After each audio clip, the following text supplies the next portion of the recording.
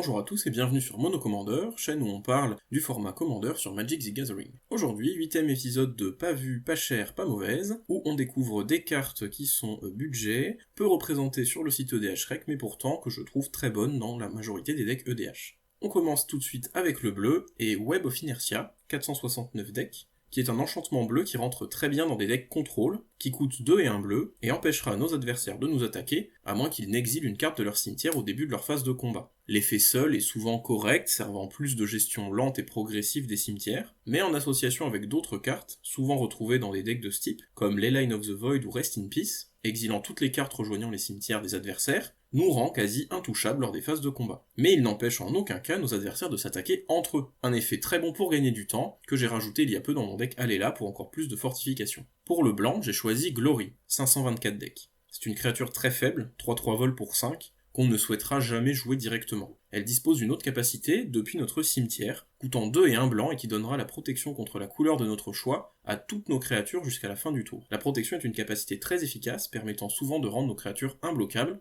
ou de ne pas mourir au combat. Les protégera des anti-bêtes ciblés, ou pourra faire tomber les auras comme Darksteel Mutation. C'est une carte qui peut surprendre, surtout qu'elle n'est active que depuis le cimetière et les adversaires l'oublient régulièrement. Elle peut s'activer autant de fois qu'on a de mana, et la mettre dans un cimetière se fera facilement quand on joue un deck plutôt agressif avec du rouge pour des effets de loot, piocher des fausses, ou avec du noir ou du vert pour de la meule sur soi. Pour le noir, j'ai choisi Yawgmoth Agenda, 42 decks seulement, qui sera un outil de fin de partie, surtout si on joue un deck qui peut se meuler. C'est un enchantement qui coûte 5, qui nous empêchera de jouer plus d'un sort par tour. Il faudra donc penser à avoir des capacités activées, ou des sorts avec le flash pour la rendre vraiment intéressante. Qui exilera toutes nos cartes rejoignant notre cimetière, mais aura comme bénéfice de nous laisser jouer des cartes depuis notre cimetière, comme si elles étaient dans notre main. Ce n'est pas une carte extrêmement puissante, mais elle fera parfois bien le travail dans vos decks de power level un peu plus bas, permettant, si on la pose avec 20 cartes au cimetière, de virtuellement piocher 20 cartes, même si on ne peut plus en jouer qu'une seule par tour. Pour le rouge, Meltdown, 622 deck, est un très bon destructeur d'artefacts si on décide de ne pas en jouer soi-même.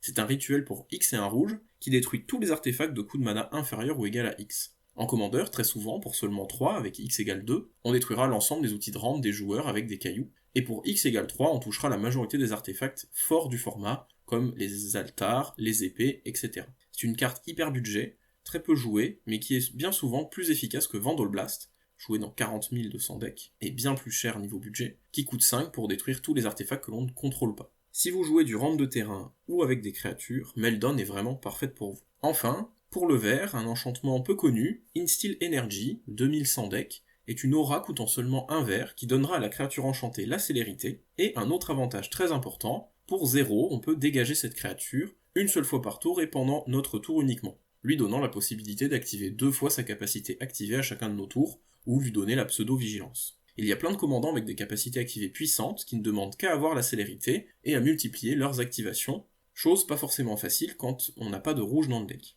On peut penser à Selvala, qui pourra ramp 2 fois dans le même tour, ou encore Urlock pour la même chose, tout en mettant beaucoup de dégâts aux adversaires. Il ne paie pas de mine, mais c'est souvent une vraie mine d'or. Ce sera tout pour cette vidéo. Comme d'habitude, n'hésitez pas à la liker si elle vous a plu, à commenter pour me donner votre opinion sur ces cartes. Vous pouvez aussi rejoindre le Discord MTG Commander qui est dans la description. On se retrouve très bientôt pour une prochaine vidéo. C'était Mono Commander, bye.